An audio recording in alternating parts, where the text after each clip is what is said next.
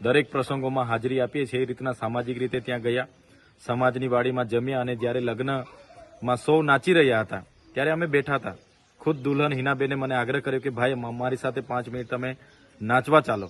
અમે જેવા નાચવા ગયા એટલે ત્યાં અનેક સાથી યુવાનો પોતાના ફોટા પડાવવા માટે અને વિડીયો બનાવવા માટે પણ મારી સાથે નાચવા માટે જોડાતા ગયા હતા.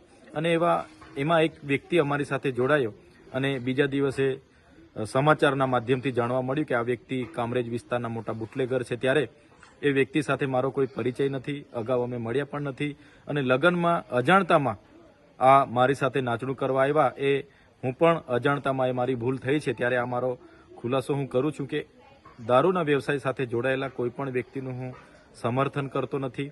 2 દિવસ અગાઉ વિધાનસભાના સન્માન્ય ગૃહમાં પણ દારૂના પ્રશ્નોને લઈને મારો 28 ફેબ્રુઆરીના રોજ પ્રશ્ન હતો 17મા નંબર પર.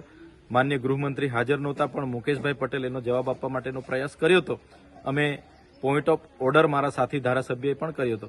તો કહેવાનો મતલબ અમે દારૂ સામે અગાઉ પણ લડ્યા છે અને આવનારા દિવસોમાં પણ લડતા રહીશું.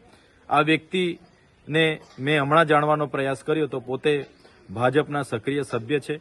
ગણપતભાઈ વસાવા, કુંવરજી હળપતિ અને સુરતના મોટા નેતાઓ સાથે પણ એમના સારા સંબંધો છે અને એમના એકાઉન્ટમાં એના ફોટા પણ છે.